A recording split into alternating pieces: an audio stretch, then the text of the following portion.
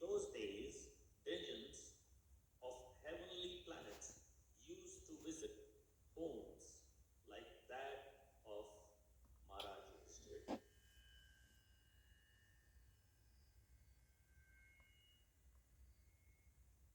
And sometimes persons like Arjuna and others used to visit higher planets. Narada is a spaceman who can travel unrestrictedly, not only within the material universes, but also in the spiritual universes. Even Narada used to visit the palace of Yudhishthira Maharaj. And what to speak of other celestial demigods? It is only spiritual culture of the people concerned that makes interplanetary travel possible, even in the present body. Maharaj Yudhishthira therefore received Vidura in this manner of reception offered to the demigods. Mahatma Vidura. Mahatma Vidura had already adopted the renounced order of life, and therefore he did not return to his paternal palace to enjoy some material comfort. He accepted out of his own mercy what was offered to him by Maharaj Yudhishthira. But the purpose of living in the palace was to deliver his elder brother Dhritarashtra, who was too much materially attached.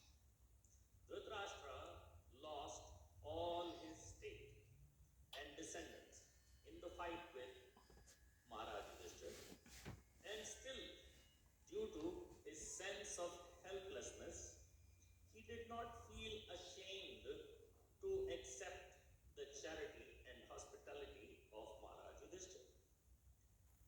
On the part of Maharaj Yudhishthira, it was quite in order to maintain his uncle in a befitting manner, but acceptance of such magnanimous hospitality by Dhritarashtra was not at all desirable. He accepted it because he thought that there was no alternative. Continuation of the purport.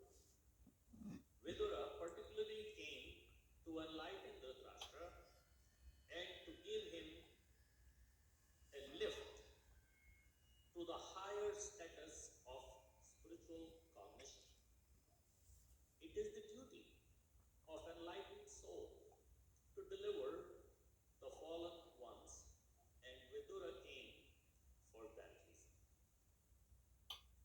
But talks of spiritual enlightenment are so refreshing that while instructing Dhritarashtra, Vidura attracted the attention of all the members of the family. And all of them took pleasure in hearing him patiently. This is the way of spiritual realization.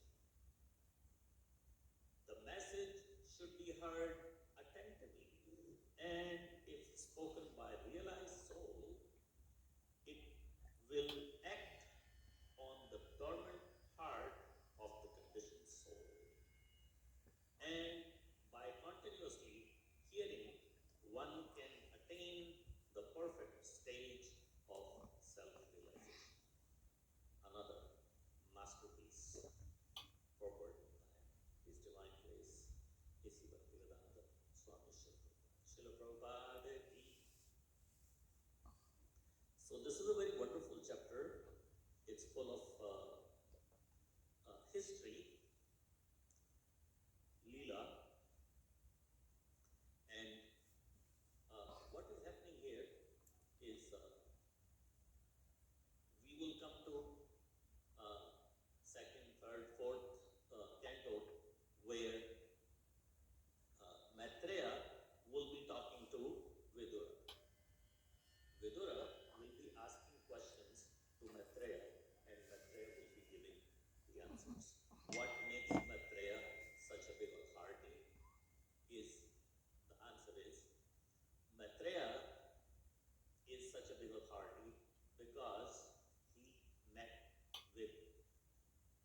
south at the last moment when Krishna was just about to leave his body. Maitreya showed up and Lord Krishna gave him the knowledge, the message himself. So Vidura wanted to get a piece of that, so he found. Actually, there are two people who got that message from Krishna. It wasn't Maitreya alone, it was Maitreya and Uddhava. Two of these devotees were with Krishna at the last moment at the Prabhas Kshetra. Prabhas Kshetra is in Gujarat, really close to Somnath. We just went there recently, and that's the place known for Krishna to enact the pastime to leave his body. And in that place, just before leaving his body, he gave the message, the knowledge to Uddhava and Maitreya. So originally, Vidur wanted to get that knowledge from Uddhava, but Uddhava said that I am so young for you, you are next generation for me. It will not be.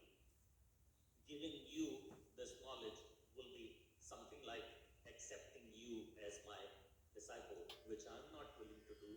You are a whole generation older to me. So you please get that knowledge from Maharshi Maitreya. It will be more suitable. Maharshi Maitreya is, for one thing, a sannyasi and was a very advanced age. So it was suitable for Vidura to get knowledge from Maitreya. So in the third, fourth canto, that pastime will come. But this pastime here in the first canto is actually after that pastime. So Vidura has already gone and gotten the knowledge from Maitreya, and he then comes back to Hastinapur to awaken the soul of his brother when he finds out that instead of going after self-realization, my brother is sitting in the palace and accepting the handouts given by Bhima and all his brothers. Why Bhima? Is because Bhima is the one who single-handedly killed 100, all 100 sons of the Drashta were killed by Bhima single-handedly. So Vidura thought, for one thing, my brother is a very advanced age. Instead of going out, meditating, trying to become one with the Supreme, he's sitting at home, living like a king, with the handouts from Yudhishthir, Bhim, Arjun. He should leave the palace. He should be ashamed to live in the palace of the enemy. In a way, they are enemies because they had the big Mahabharata war, and all of his sons, all of his grandsons, and everybody else was killed by the Pandavas, and now the Pandavas were ruling, and he was staying there. And Vidura thought that it was inappropriate for Dhritarashtra to be doing that. So, after getting all the knowledge from Maharshi Maitreya, Vidur is coming home and trying to get his brother going on the right path. So that is the scene. And in the purport, it says the eldest brother, mentality of his eldest brother. So I thought that unless if you have any questions, I give you a little bit of an understanding of the history behind these three brothers. They are known as royal infants. Can you see the slideshow?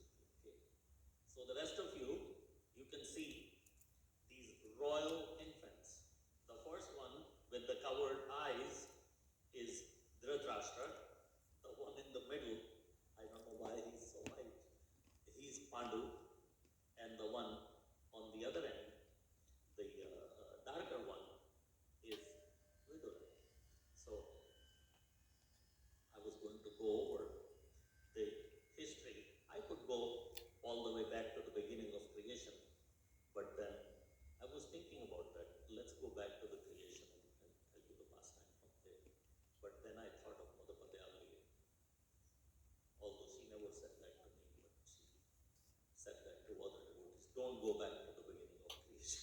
So I corrected myself and didn't go back to the beginning of creation. Mother Padyamali has been gone for so many years, but in my memories, she's still there and she's guiding me all the time. So I did not go to the beginning of creation. I went all the way back to Maharshi Vishwamitra. So you can see Vishwamitra on the screen, and there is a Apsara, heavenly beauty, approaching Maharshi Vishwamitra, because Vishwamitra, although was trying to become a Brahma Rishi and so on and so forth, but Indra somehow got the impression that if Vishwamitra performs so much tapasya and becomes so pious, he can maybe take my post. Maybe Krishna or whoever, Brahma, will remove me from being Indra and place Vishwamitra in my place as Indra. So Indra sent one of his agents, Menaka. Actually, he sent Ramba first, and Ramba was unsuccessful, and Maharshi Vishwamitra cursed Ramba to become a stone. He said, "You are stone-hearted. You come here to destroy my tapasya. You have a heart of a stone. A woman should not have. A woman should have a soft heart, and you have a heart of a stone. Why don't you become a stone?" And he converted her into a stone deity. But then Lord Indra was not about to give up. He sent Menaka, and Menaka came and approached Vishwamitra, but she approached Vishwamitra with a whole lot of humility, because she knew that if she did not show a whole lot of humility, she will be turned into stone by Vishwamitra. So in any case, she was able to break the tapasya of Vishwamitra, disturb him, and Vishwamitra accepted Menaka's service and kind of accepted him as his wife or a common law. There isn't a mention of a wedding between the two of them, but they did have a child, and after having the child, Lord Indra told Menaka, "What are you doing there now? You were there to disturb the tapasya of Vishwamitra. Your job is done. Come home." But now she's saying, "Well, I have a child. I have a little daughter." So Vishwamitra and Menaka, none of them wanted to get into taking responsibility of raising this daughter, and they both split up with each other. As you can see on the screen, they are talking about splitting in a serious sense.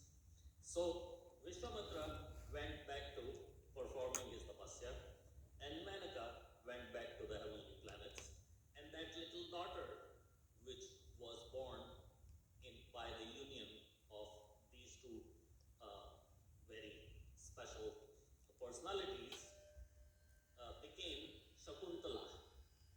Shakuntala was raised by another Muni in the Muni ashram.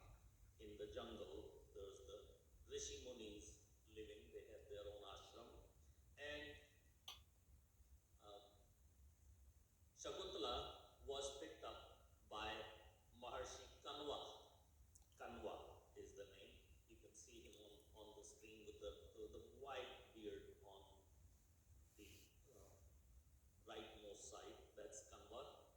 And the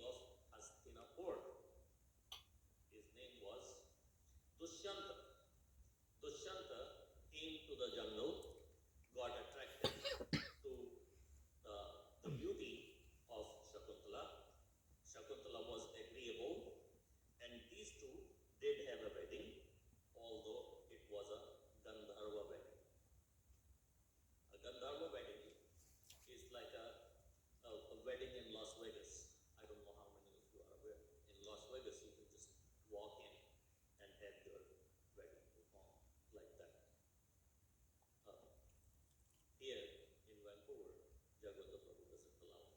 Could two people just walk in and say, okay, let's start our marriage right now? You won't allow. You're here to set up your time, do all the due diligence. You cannot just walk. So, but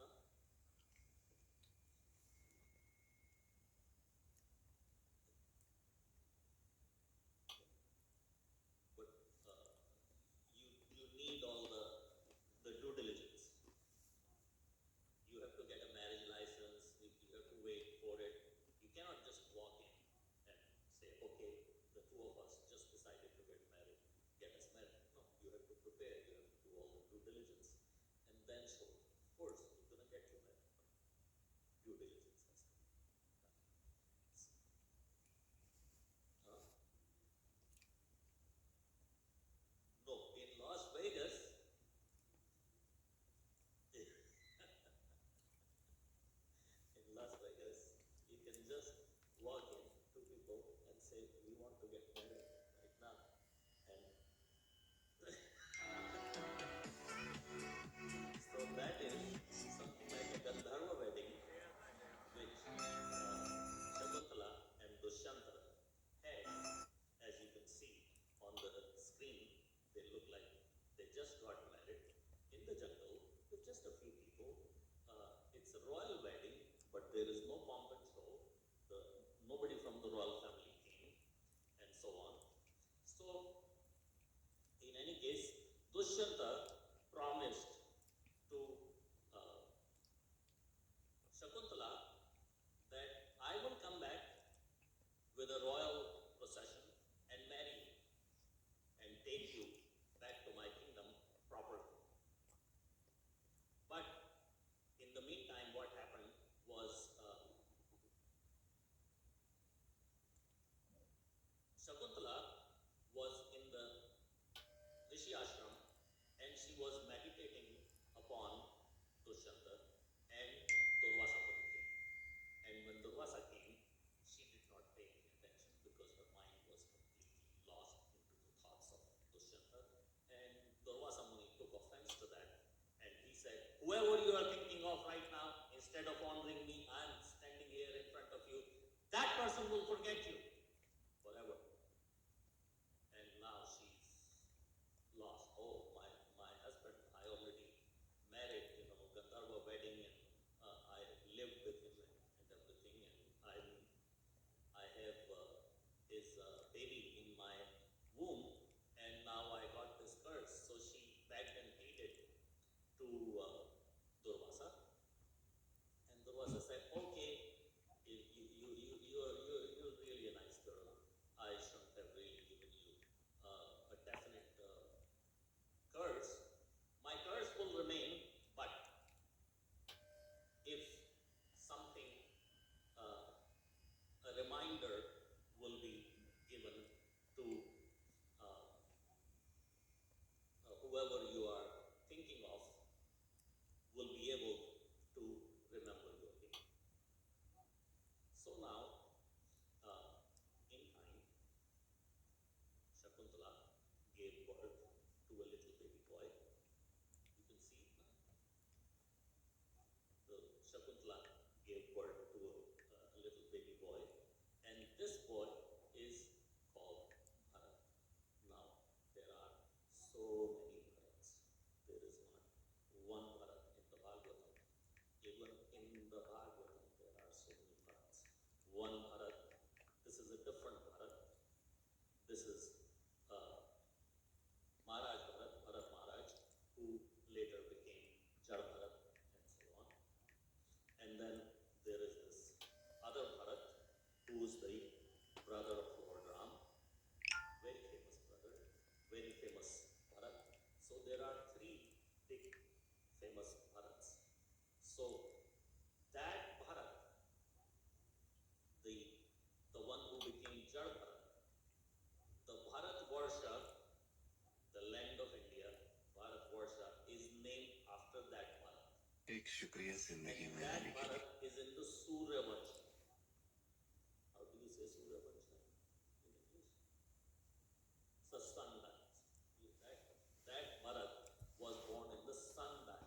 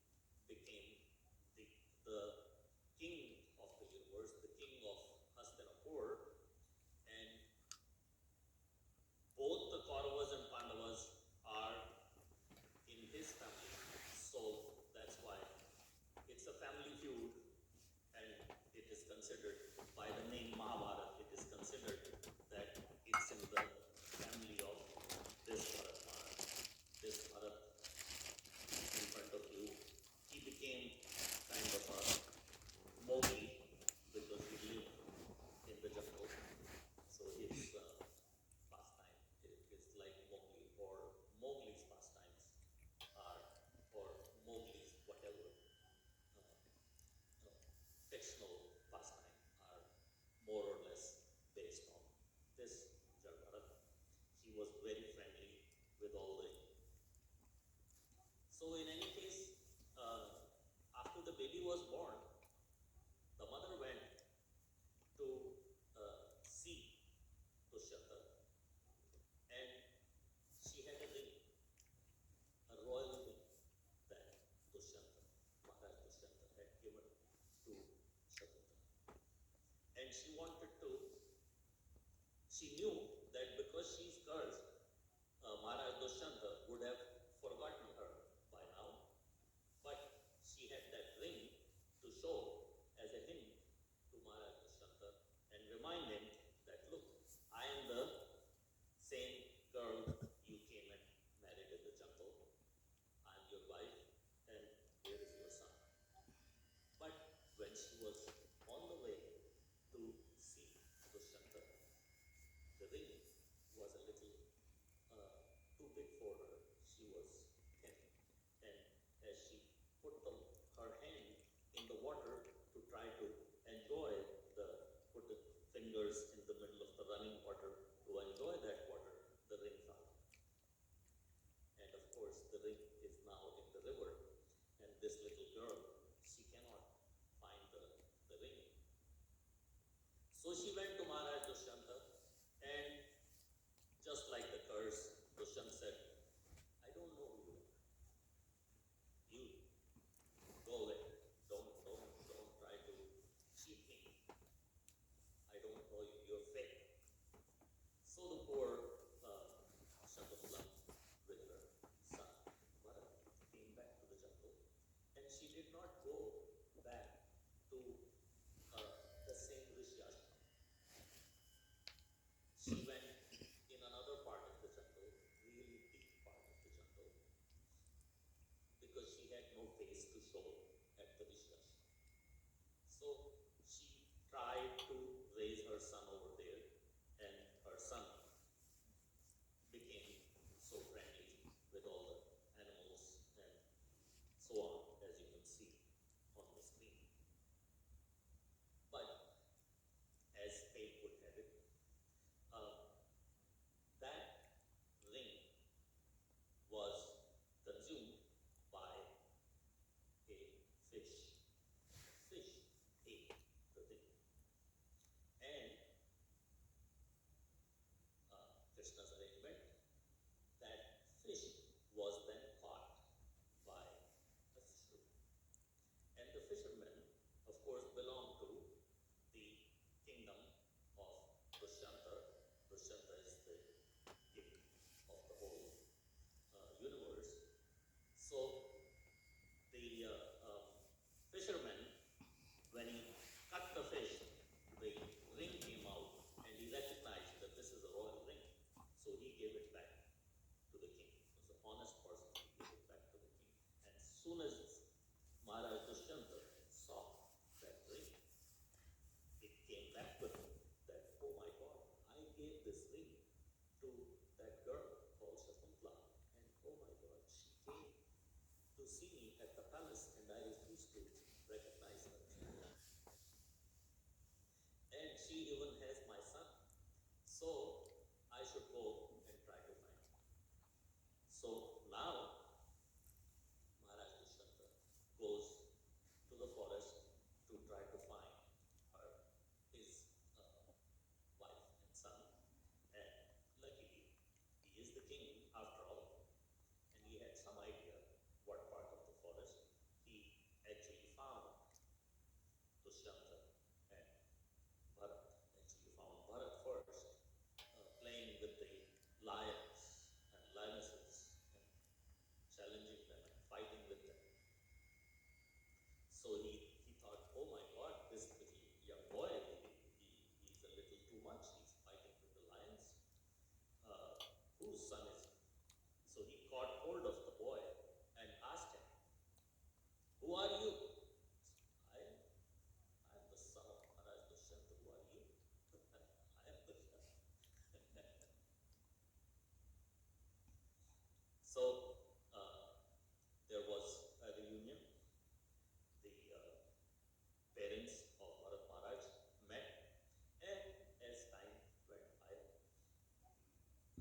this little baby boy, Bharat, became the king, Maharaj Bharat. So again, this is not the same Maharaj Bharat as the son of Lord Rishabdev. This is a different Maharaj Bharat. And in Maharaj Bharat became a very, very prominent ruler, and the whole dynasty was called Bharat because of it. So, if you notice, several times in the Bhagavad Gita, Krishna refers to Arjuna as Bharat. So that Bharat is this Bharat actually, this one. Because Arjuna is the descendant of this Bharat, that's why Krishna is referring to Arjuna as Bharat. Son of Bharat. Yeah. The son of Bharata is not the name of Krishna's direct father, is the name of Krishna's great, great, great, great, great father, which is who this Maharaj Bharat is. So when Krishna in the Bhagavad Gita says son of Bharata to Arjun, he is not referring to that Bharata who became the Jada Bharata later and who got attached to the deer. That's this Bharata. So both of these Bharatas, son of Rishabhadev. Yeah. What did I say? That's what I. That Maharaj is the son of Rishabdev, and this Bharat Maharaj is the son of Dushyanta. So in the family of Dushyanta, Bharat Maharaj, the next popular king was Shantanu. Shantanu is here on the screen. Shantanu, one thing famous about Shantanu is he is one of the three brothers of Maharaj Pratibha, and he is the youngest. But because he was the most qualified at that time, they made him the king. So Maharaj Pratibha did not say, okay, only the oldest son has to be the king.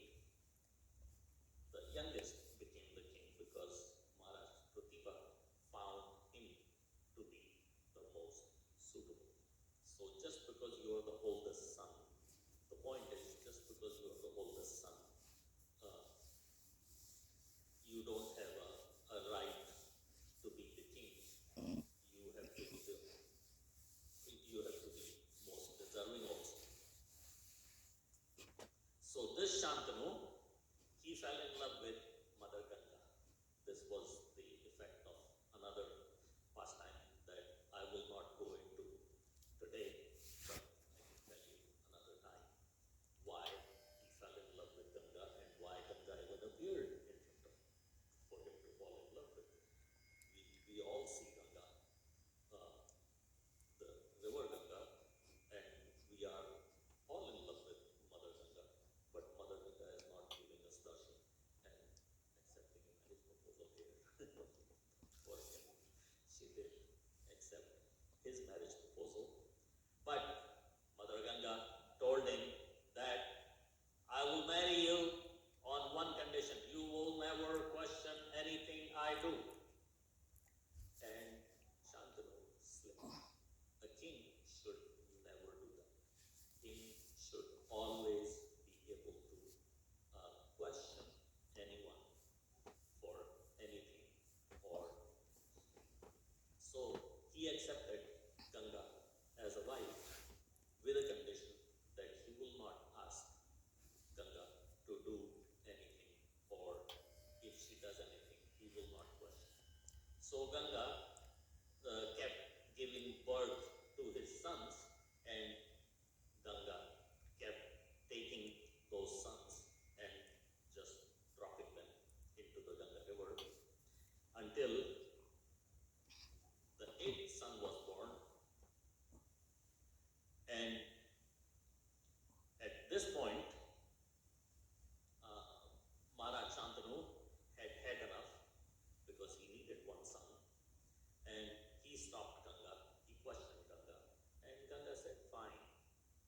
You have a right to tell me whatever you want to tell me. You have a right to question me. I will do what you want, but my marriage agreement is now over because you questioned. I'm leaving. But I will take your son. You don't want me to kill him? I will not kill him.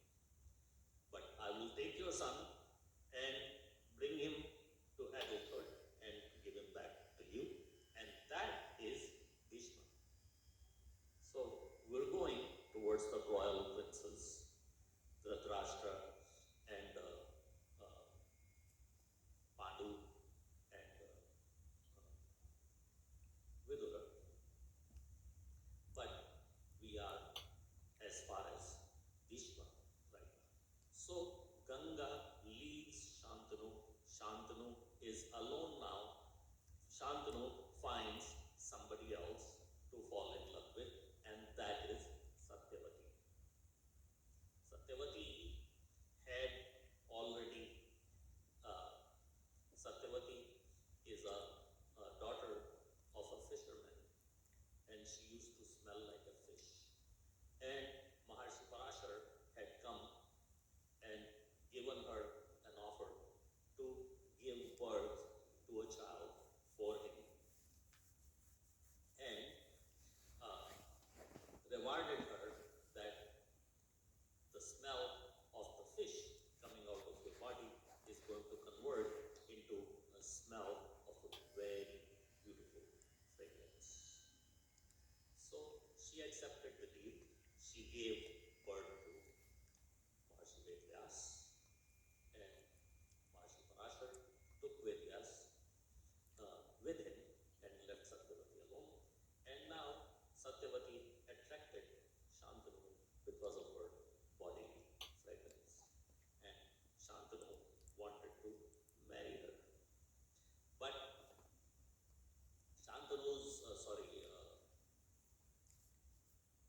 Satyavati's father was very greedy, and he said, "No, my daughter will not marry you, my dear king, unless and until you promise that her son will become the king." So Shantanu said, "No, I cannot give you that promise because I already have my older son, and his name is Devvrat. He's Bhishma, and I have already given the kingdom to him. He's my crown prince, and I'm not about to take the kingdom away from him. The kingdom is not mine to give. I can only be a husband to your daughter. I can provide for her. I can do everything, but I cannot give the kingdom to her children." So, no deal, and everybody is sad. But then Bhishma, who was named Devvrat at that time, found out, and he went to find the fisherman and told her, "Look, my father cannot give you what he doesn't have, but what you want is something that I have. I can give you. I am the crown prince of my father's kingdom, and I promise you that I will give the kingdom to your daughter's sons." So the fisherman did not agree. He said, "No, your own sons will be born, and your own sons would want the kingdom, and my daughter's son will not get the kingdom." He said, "No, my son can only be born if I marry. I promise to remain brahmachari for the rest of my life and not have a wife and not have children." So that is called the famous Bhishma Pratigya. And some people say that Bhishma Pratigya was the reason of the big battle, because Bhishma promised a, a, a crown to somebody who is not even born yet. So how can you promise a kingdom to somebody who's not even born yet. You're making a pakka promise that I will make this person a king, and this person is not even born yet. So how do you know how capable he is to be a king? In any case, Satyavati married Shantanu, and then from Shantanu she gave birth to two other sons, and their names were Chitrangada and Vichitravirya. Chitrangada was the older one, and Chitrangada had a fight with another Chitrangada and lost the battle and died. This other Chitrangada was a Gandharva. Gandharvas are very, very powerful. Not otherwise, but compared to any of us humans, they are very, very powerful. Like the Dhruv Maharaj had the fight with the Yakshas. Even the Pandavas had a fight with the Yakshas. And this Chitrangada had a fight with Gandharvas. The Gandharva's name was also Chitrangada. And he lost the battle and he died. And then come the history of these three girls. These are the princesses of Kashi, Kashi Raja's daughters, Amba, Ambika, and Ambalika. So, in the royal families, it was a tradition to give a daughter to somebody, and then in the next generation, give your next daughter of the next generation to the same family. And of course, this is the family of Hastinapur, who is the topmost king. And Kashiraj, knowing that Chitrangada is dead, Vichitravirya is not so desirable, did not even invite Vichitravirya to the Swanamar. So, Bhishmatama took offense to that, and he said, "Oh, you want to have a Swanamar without the king of my kingdom? I will show you." So he went there in the Swanamara, and he kidnapped all the three princesses. So out of the three, one had already given her heart to somebody else. So when the three of them got home, they could not say anything in front of Bhishma. They would not open their mouth. But Satyavati got them, and Amba told Satyavati that in my heart I have already accepted somebody else as my husband. I'm sorry, I can't accept your son as my husband. So Satyavati said, "Fine, that's okay. I understand a woman's heart. You've already accepted somebody as your husband. You're free. You go. You accept him. But these two, your other sisters, they will marry my son." So Vichitravirya actually died. Srila Prabhupada mentioned in a couple of places that he died of tuberculosis. Vichitravirya had tuberculosis, and he died without giving birth to any heir to the crown. So when Vichitravirya died, Satyavati was left with these daughter-in-laws, and nobody can get the son out of them because both her sons have died. So she thought, okay, I have another son actually. Before I married Shantanu, I had another son. Maybe it's time for me to call that son. And that son was Maharishi Vedvyas. She invited Maharishi Vedvyas to give her sons through these daughter-in-laws. Maharishi Vedvyas was very, very powerful. He said, "Okay, sure, no problem. You're my mother. You need my help. I'm there to help you." So Ambika was the older one. Oldest is Amba, she's gone. Ambika is the second one, and Ambalika is the third. So Ambika was sent in the room to meet with Maharishi Vyas to get a son. But she closed her eyes tightly. She could not see Maharishi Vyas. Maharishi Vyas gave her the son, but he told Satyavati that her son will be born blind because she closed her eyes.